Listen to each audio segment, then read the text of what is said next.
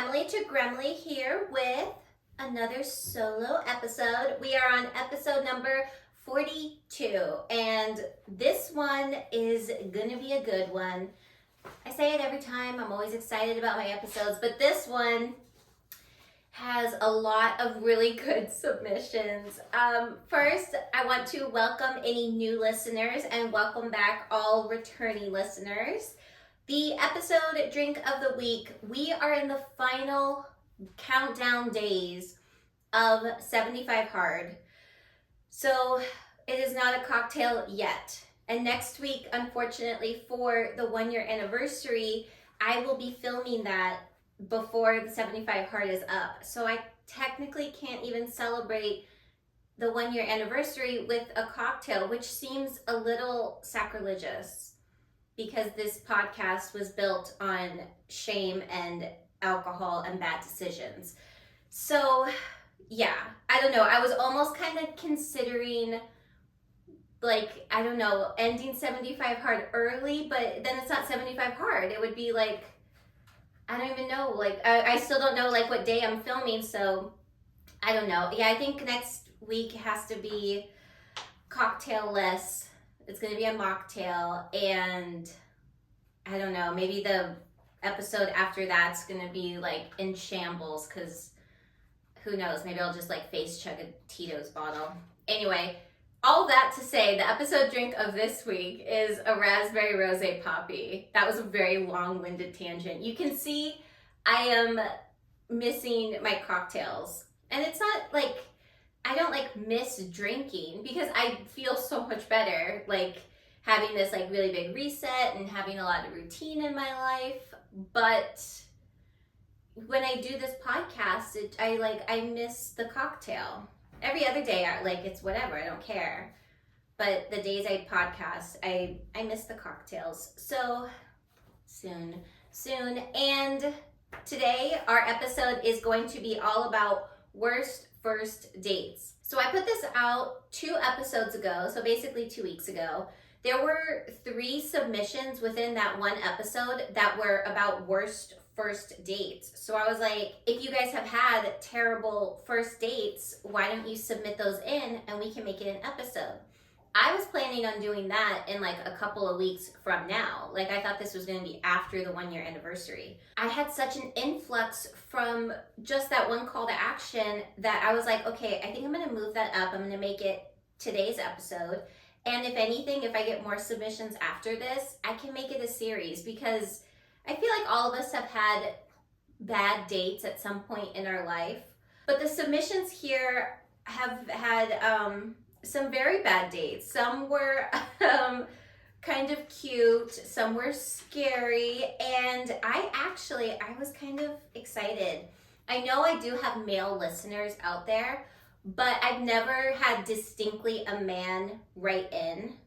And in this episode today, we have 2 submissions by men. And when I say distinctly men, I mean that like sometimes like there's names that are unisex, and it could go either way. And I'm not 100% sure if it's a man or a woman submitting the story or the guidance or whatever. So these 2 submissions today that I'm going to read are distinctly from my male listeners. And men, keep writing in. I was really excited to get the emails, so keep it up. Although I do have some sass for one of them, but we will get to that in a little bit. Also, really quick, I didn't discuss it last episode because I didn't think it was going to be that noticeable, but apparently it was. I am not sick, I just have allergies. It's, here in Los Angeles, it got really, really hot, but it's also, we had the Santa Ana winds running its course and coming through. And I have really bad allergies during allergy season. So I might sound a little bit nasally, and I tried to cut it out as much as I possibly could, my sniffling from the last episode. You might still hear it today. I feel like I'm not as bad as I was last week. But I did get a few comments, people asking if I'm sick. And I'm not sick, I just have allergies. So yeah, sorry if I sound gross or annoying, but I mean, I probably sound annoying to some people all the time, but whatever. Yeah, I'm not sick. I don't have a cold. It's just allergies and my crazy nose gets, a little overactive when allergy season hits. So sorry about that. I try to cut out all the sniffling as much as possible, but sometimes it sneaks its way in there. Okay, and let's start with, let's see. I said this before, but today I have a 5-page document. I think the longest document I've ever had was like 3 pages. So we got some stories to get through. It's going to be a fun episode. The first submission came to us from Mia, and Mia says, I had met a cute guy at the grocery store and we exchanged numbers. He said he wanted to take me out on a date, but the restaurant he picked was almost 45 minutes away. He said he would drive since it was a little out of the way, and I agreed. When we get to the restaurant, it was just a normal restaurant. I thought it was going to be this must-see, beautiful, fancy place that we came all the way to, but it wasn't. When we were seated at the table, he starts looking around nervously. I start thinking, he took me to a faraway restaurant because he has a girlfriend close to where we live. I ask him, and he insists that's not true and begins to be extremely loving, caressing my face, pushing a hair behind my ear, and holding my hand while gazing into my eyes. I was getting lost in the moment when a woman comes up to our table in a hurry. It was a waitress, and I just thought she was coming to deliver our drinks when she says, quote, "You seriously had to come to my work, you stalker?" I just stare at her, completely perplexed, and that's when she unleashes on me this tirade about how I better stay away from him because he's a psycho stalker, and she broke up with him 6 months ago, and he won't leave her alone. The manager comes over and asks us to leave. I was so embarrassed. On the way back to our part of town, I ask him what's going on, and he tells me he took me to the restaurant his ex-girlfriend works at to show her he is moving on and he has a hot new girlfriend. I was unaware that a first date automatically made me his girlfriend. I asked him to drop me off and we could pick another night for the date. I ended up dodging his calls for months and I had to change grocery stores. Mia. What a creep. I thought this story was gonna end with her saying, because he dropped her off at her place, I thought it was gonna be like he started like hanging out outside my building kind of a thing. Luckily it didn't amount to that, so that's good. But that sucks, you have to change your grocery stores. You go to like one specific grocery store all the time because it's like in close proximity to your house and it's convenient. So that's like kind of a bummer to have to change your grocery store. I'd be mad if I had to like switch mine up. So that's like super annoying. And what a bummer, it starts as such like a promising meet cute, like at the grocery store. Like I feel like that's like a very quintessential rom-com meet cute. And it ended with this creepazoid stalking his ex-girlfriend. What a freak. Okay, so I said I was gonna share my worst first date, and mine, I was trying to think like, was there one that I forgot about? And unless I really, really buried it in the back of my mind, I can't think of anything else. Like, and the story I'm gonna tell isn't all that bad, but I'm gonna pair it with this story just because he picked her up and drove kind of far. So I went on a date with this guy. I'm not even gonna like bother like going into the story of like how I met him and whatnot because it's really not that interesting. I had him pick me up, which was mistake number one, because if you don't really know the guy, then you don't really want him to know where you live. And if the date is bad, then you can, kind of skedaddle or like escape on your own. So I had him pick me up and I wasn't like super thrilled about the date to begin with. Like I was kind of just like, I kind of went on it, like, I don't know. It wasn't even for the plot. It was just like I guess kind of a thing. Like I needed something to do that night, which kind of makes me sound bad, but whatever. So he picks me up and I'm like 99% sure we went to the Century City Mall, which if you live in Los Angeles or you just know the area, that area is extremely congested during its peak traffic hours. Like it's just a well-known fact. So we were gonna go see a movie at that theater, and then we were gonna do dinner afterwards. So we're driving to Century City, and there's, of course, a shit ton of traffic. Like, I wasn't surprised by it, but for some reason, he seemed to be really like shocked and surprised that there was traffic. And when I tell you the road rage that came out of this guy, I was like sitting in the passenger seat, just like shocked. I was so weirded out. He was trying to like cut in and out of cars, just like really aggressive. And look, I'm not like the best driver, and I can be a little aggressive on the road, but this was like next level. I was just like kind of holding on for dear life, and in the middle, in between his like rants and raves, he's like trying to talk to me in like a normal voice. It was like Dr. Jekyll and Mr. Hyde, just like going back and forth. Like his personalities were giving me whiplash. So we get to the Century City Mall, and by the time we get there, because of traffic, we're too late to go see the showing of whatever movie we were gonna go see. I don't even remember what movie it was.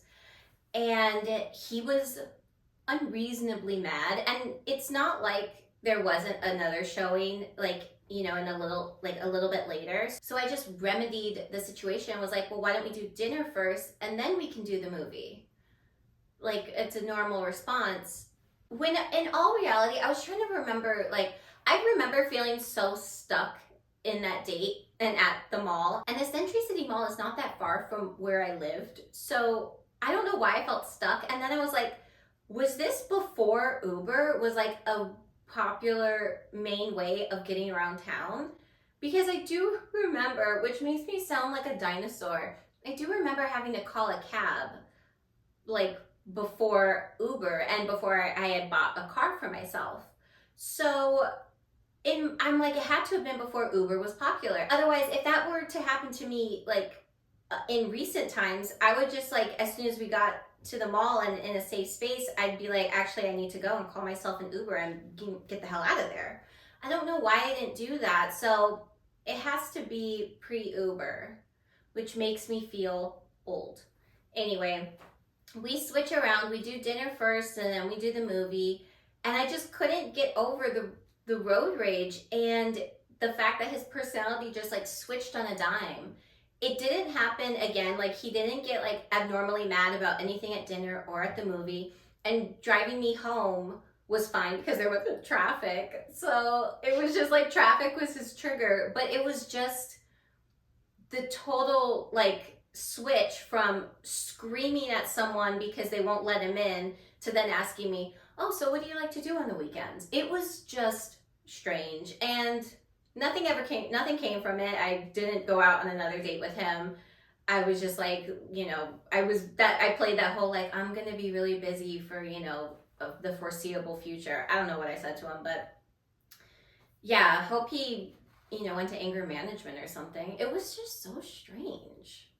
What a weirdo. There's actually a perfect way for me to describe this. It was from the show Friends, and it's when Rachel is dating Ben Stiller's character. He's only in one episode because that's all it took for him to freak out, but he's, you know, she had just broken up with Ross, so, you know, her and her new boyfriend Ben Stiller go to this play, and they run into Ross and his date, and the girls go to the bathroom, and Ben Stiller freaks out on this elderly couple who is accidentally sitting in their assigned seats.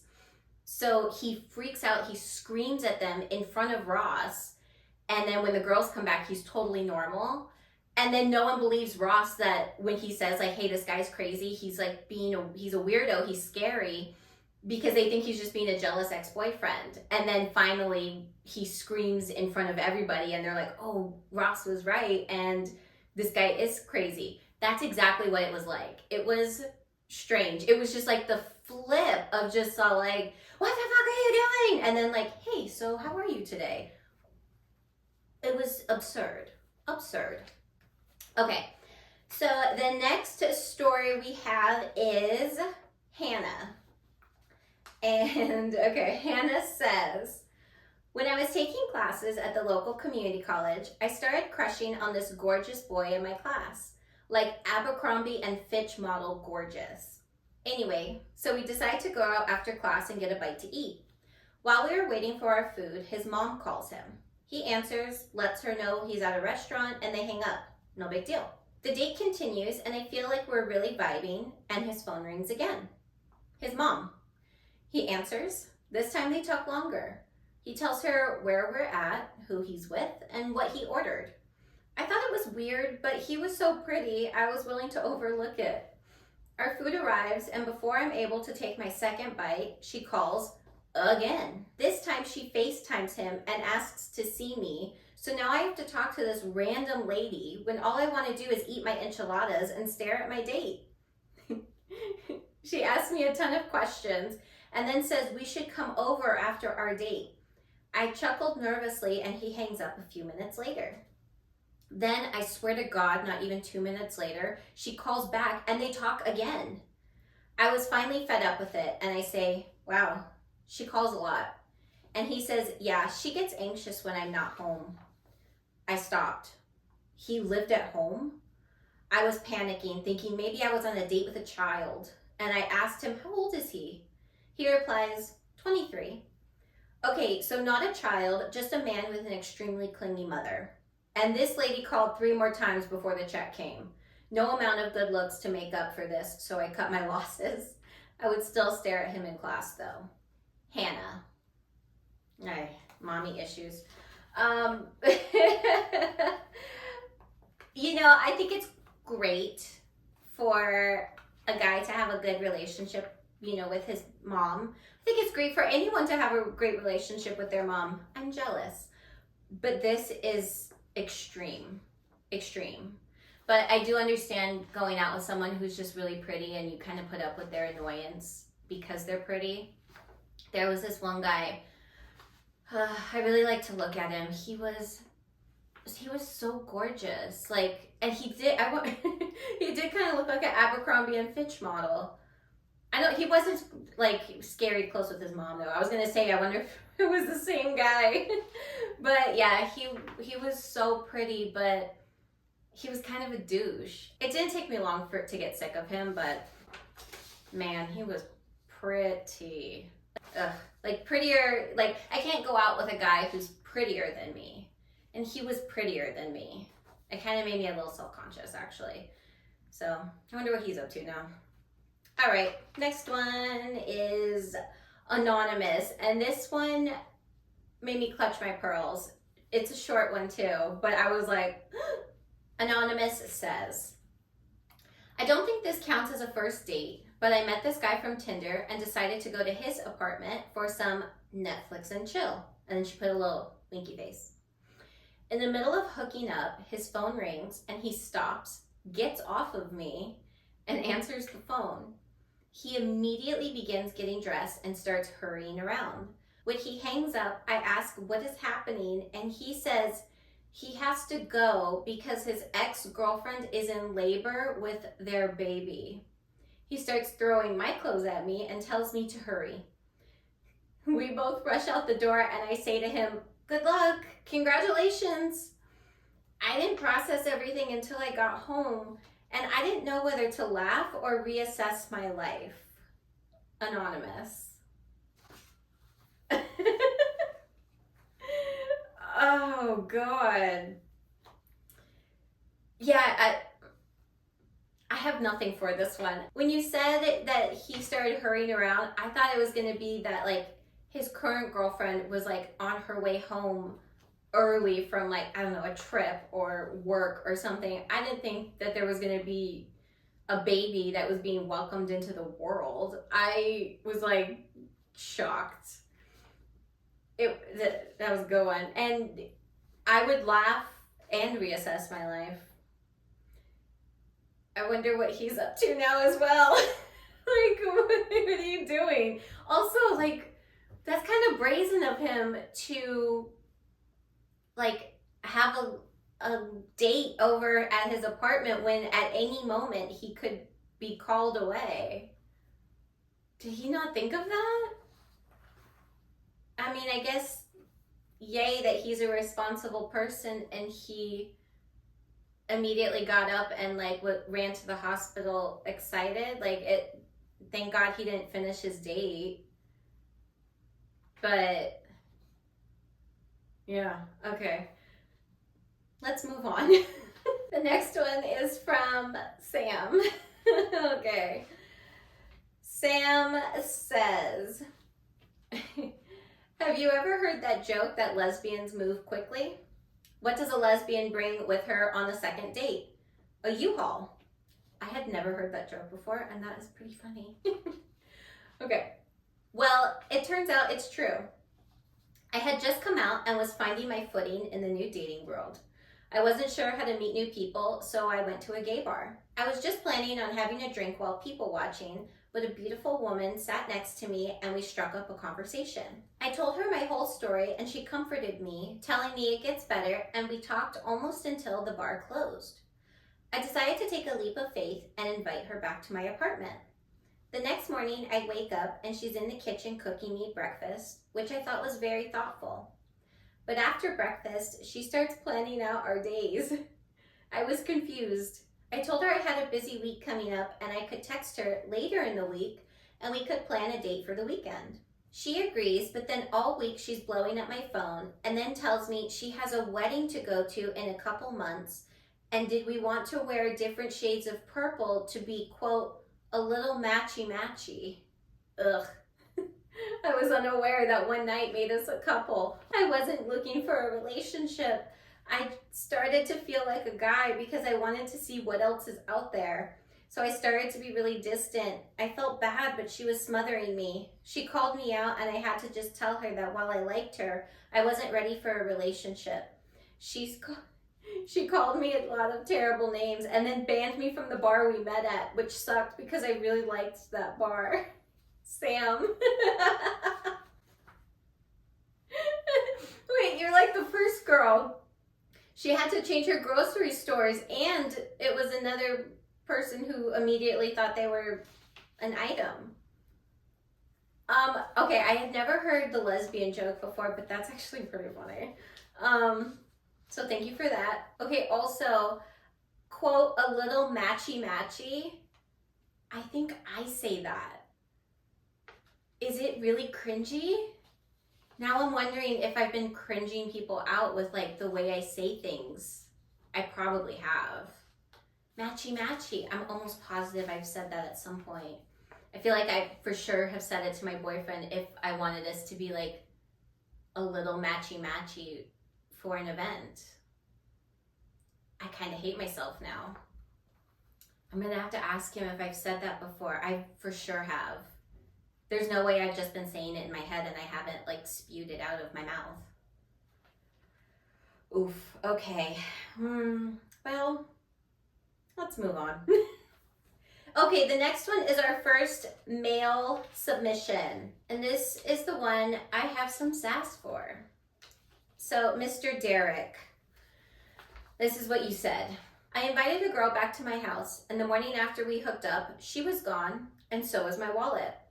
I hit her up multiple times and she blocked my number, so I canceled all my cards and had to replace everything. I almost didn't write in, but I know you kleptos like to stick together. LOL, Derek. Excuse you. Like, how rude.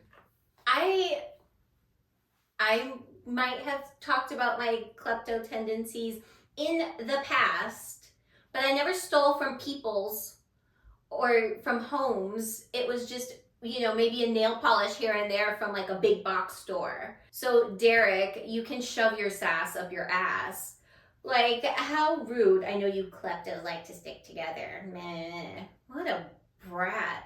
Although I don't want to discourage the men listening from writing in. I have nothing mean to say to the other man that wrote in. But Derek, you want to hit me with some snark, I'm going to hit you right back with it. Although, not that I want to prove this guy's point, but I used to have this joke. It doesn't make me look good. That, actually, it wasn't my joke. I saw a meme of it, and then I added to it. I said, the meme said, if I go to a guy's house and he doesn't make me come, I'm stealing something. So I sent that out to my klepto friends because we stick together. And then I added to it that if that was the case, I could furnish my entire apartment which was a total exaggeration, and it's such a joke, and it makes me sound, a little loose. But it was just a joke, but it made me think of that meme. You didn't have to be snarky though, Derek. But thanks for listening in, and thanks for submitting your story. Keep it up. Okay. The next one is from Taylor. Taylor says, my sister set me up with a friend of hers. She's 2 years younger than me, and normally I wouldn't date someone younger, but at that time, I was 28 and he was 26, so it didn't really seem like that big of a deal. Plus, he was hot, so why not? We go out for a chill dinner and drinks, and against my better judgment, I invite him back to my apartment. Normally, I would never sleep with someone on the first date, but he was so sweet and charming and thought it would be harmless. Oh gosh. Okay. After we're done, I'm lying there and thinking, wow, he's really bad. He was just so awkward, and it seemed like he had no idea what to do. And as if he could read my thoughts, he turns around and starts blabbering that he was a virgin and he's sorry if it wasn't what I expected. But he didn't know how to tell me, and also he really liked me, and he just kept going on and on and on. I laid there wide-eyed. I didn't want to give him a complex, and the date was a good date before that. So I said no worries, and to calm down, I didn't think he was terrible, even though he was. The next day, he sent me flowers to my job, which was a sweet gesture, but I had to tell my sister what happened. She was stunned he was still a virgin and had absolutely no clue. We dated for a few months after that, and he did get better, but he still wasn't doing it for me. So not the worst first date, but shocking. Taylor. Yeah, I don't really have anything to add to this story. As far as I am aware, I think. I don't know. Now I'm scared to say what I'm gonna say. I don't think I've taken someone's virginity other than the guy I lost my virginity to. I think. But looking back on it, it could be possible because some weren't very good. So, again, I'm not making myself sound very good in this episode, huh? Last episode, I didn't do myself any favors, and this episode, I'm really not doing myself favors. Whatever. Well, at least he wasn't like a slutty dude who was still bad at it. I'm trying to find a good spin to put on this. And that's the only thing I came up with. But to not tell you, that's kind of a big deal. So, yeah. Ishk. I think that's all I have to say about that one, is that's an ishk. Okay, let's move on. Anonymous says, after being cheated on in my 3-year relationship, my friends convinced me to download Hinge. They were both in successful relationships from the app, and I wanted what they had and what I thought I used to have as well. So after talking with a few guys and nothing special, I matched with this man, let's call him Matt. He was sweet, charming, and attractive, and I was excited to meet him. We meet at the restaurant, and he's even more handsome in person. Halfway through the date, we are approached by a woman who picks up my red wine glass and throws it in his face. It was his fucking wife. I was so ashamed to be sitting at the table with him. After she's done screaming at him and walks away, I got up and followed her out of the restaurant to apologize to her. She asked exactly what happened, and I showed her our messages and told her nothing has happened with me, and it was only our first date. I felt so terrible for her. She was crying that they have a 2-year-old at home, and I ended up giving her a hug and told her she deserved better. I blocked his number, but gave her mine in case she needed my testimony in their divorce. Anonymous. Oh, yeah. I don't have anything to add to this one either, except I'm still on my mission and my search to be able to throw a drink in someone's face. I asked my boyfriend if I could do it to him, and he said no, but it was just like for funsies. Like, I don't actually want to be mad at him and like throw a drink. I just want to like throw a drink in his face, like for giggles. He said no. So annoying. So, yeah, but I don't want to have to throw a drink in someone's face because I'm mad at them. I'm not looking to like find the anger. I just want to like do it just because it sounds like primal and fun. But I hope she ended up divorcing that guy and cutting him off, and what a shitty first date. Especially because you had just gotten cheated on and you're like out there trying to forget about that, and then it's like being thrown right back in your face. Okay, the next one is from Amita. Amita says, okay, I've been on a lot of bad dates, but I think the worst one was a dinner date I had with this dude. He was nice enough on the date, but kind of a dud. I didn't feel any chemistry and we had nothing in common. I was looking forward to parting ways with him because the night was kind of dragging. When it's time to say goodnight, he asks if I want to come over to his place for, quote, dessert. I say no thank you, I have an early morning tomorrow, and he rolls his eyes, calls me a bitch, and says thanks for nothing. What the hell? Amita. What is up with the fragile male ego when they're told, no, I don't want to sleep with you, and then all of a sudden you become, you're a bitch, you're ugly, I didn't want you anyway. Like, shut up. I can't stand that. Oh my God. Some, I'm going to say some, not all, some men, they suck ass. All right, the next one is Heather. Heather says, technically it isn't, oh God, I remember this one, okay. Technically it isn't a first date story, but it's definitely a story. I had been dating this guy for about a month and I liked him, until one day I got the dreaded ick. We were sitting in a park on a gorgeous sunny day, and I made mention that a fluffy cloud looked like a dog. Now I can't remember how the conversation shifted, but he ended up telling me that he thinks the earth is flat.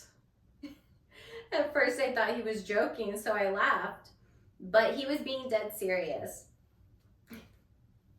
Okay. The conversation eventually spiraled into him telling me he also doesn't believe in global warming. And that was our last date. I couldn't handle another conversation with him. Heather. You know, I'm trying not to be mean, but like, I've only met one person in my life who is a flat earther, and I don't like to talk about it because it's just like are you well? How do you think the earth is flat? Like what? Like you think if you go on a cruise you're gonna fall off the edge? It's just, don't get me started. It would have been my last date with this guy too, because you're a parent and you don't believe in global warming. Don't get me started on that. I just like, are you well? No, you're not. It's that's a frustrating conversation to have with someone because I feel like it's common sense and it's common science, and apparently for some it's not, and I'm just gonna leave it at that so I don't get any messages in my inbox. And that's that. Okay. Our next submission is from Anthony, our other male submission. Anthony says, I was set up by my sister with this girl who she was going to school with. We went on a couple of dates and I liked her. After a few dates, she invited me back to her place and we fooled around. The next morning, she's walking me to the door and tells me her roommate is probably in the living room. When we get to the living room, she goes to introduce us and we both freeze. Her roommate was a girl I hooked up with a few months back, but ghosted after we hooked up. She starts going on and on, calling me a pig and a user and to get the fuck out of her house. My sister found out and started scolding me about how I shouldn't be hooking up with girls and not calling them back. And the girl I liked stopped speaking to me. Fun date. Anthony. Okay. They're technically not wrong, Anthony, but I do appreciate you writing in, and I do appreciate the fact that you did realize that what you did was wrong, and your sister is right. You shouldn't hook up with someone and then ghost them. I feel like we've all done it before. Again, I'm not coming out looking like a rose in this episode, am I? But whatever, it's fine. But, you know, just don't do it again. How about that? You did it once, don't do it again. And because then you could have lost out on the love of your life and your sister scolded you. That couldn't have been fun. Okay, the next one is Kendra. Kendra says, okay. As a fellow Vanderpump Rules fan, I thought you'd like to hear about the guy I met at a bar who could have given Jax a run for his money. Ugh. As soon as I saw the name Jax, I was like, great, here we go. All right. I live in Nashville and met this guy at a bar who said he was a big hotshot music producer from Los Angeles. Nashville has a very lively music scene, so it wasn't unfathomable for this guy to be out here for work. I asked him who he has worked for, and he says he was top billed on Justin Bieber's albums. He's written songs for Katy Perry, Lady Gaga, and I was like, wow, pretty cool. But then he says he's extremely close with Taylor Swift, and that's why he's here in Nashville, because he's helping her with her new album. My ears immediately perked up. As a lifelong Swiftie, I immediately caught his lie, because this was dead set in the middle of the Eras tour, and she was in Europe. I wanted to catch him in more lies, so I kept asking questions, and he said he had a meeting with her tomorrow at the studio, and he's become besties with Travis Kelce, and he's going to be traveling to a Chiefs game next week. All this stuff. Lies, lies, lies, and more lies. At this point, I decided to have more fun with him and have him buy me drinks, and the drunker he got, the more outrageous his tales became. All of a sudden, he was a world traveler who was invited to Michael Jackson and Prince's funerals.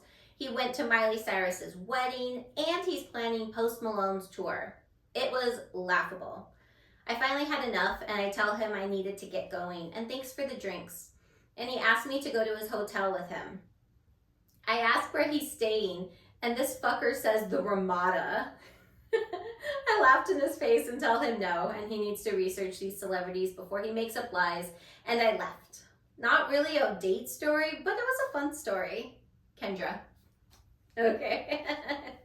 All right, so when I saw the name Jax in here, I was like, oh God, like, where's this going? This could go so many ways, because if you don't know Vanderpump Rules and who Jax Taylor is, you should be watching Vanderpump Rules, but if you don't know who Jax Taylor is, you're not missing out on much, because he's a piece of shit. But basically, this guy is just such a liar. Like, he's always telling these tales. Like, there was this one season where I'm basically going to end up telling you about this guy I hate. It was this one season where he had just had his girlfriend move from Kentucky to Los Angeles to be with him. And then when she was integrated into the group and like was friends with everyone, and honestly, she became better friends with everyone than he was friends with everyone, because a lot of people were sick of his bullshit. He made up this story that a recruiter from Tampa, for whatever hockey team is based in Tampa, that he was being recruited to run their social media. It's like, when I say this out loud, it sounds so stupid. I don't understand how he didn't run it back in his head before he said it out loud and was like, actually, hold on, wait, let me adjust the story. This guy had no social media managing background, no nothing. Like, why would the Tampa Bay, whatever they are, hockey team, recruit a reality TV star in Los Angeles to do their social media? Like, it makes no fucking sense, obviously. And that he was adamant it was true. It was just like, shut the fuck up. He also said, like, Channing Tatum was his roommate, like, right before Magic Mike. It's like, no, the fuck he wasn't, you weirdo. Anyway, if you can't tell, I can't stand this guy. So, yeah, maybe this guy could give Jax a run for his money, because, yeah, Michael Jackson and Prince's funeral, impressive.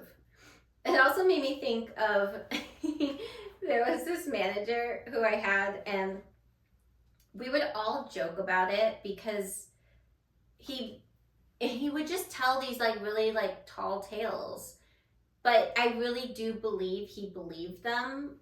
Like it was just like, it was a pathological liar, but also it's like, I feel like there was like some kind of like mental disorder going on there, which I don't mean to laugh at like mental disorders. It was just like outrageous. Like when I first met him, he talked about how he was like a decorated like military veteran.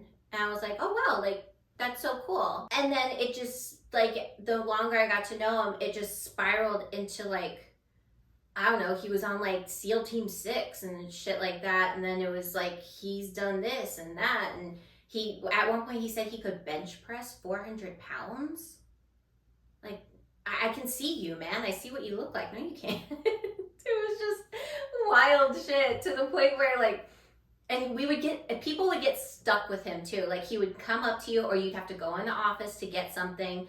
And you were trying to just go in and out, and he'd stop you, and you'd be like, oh great, I'm gonna be stuck here in a story.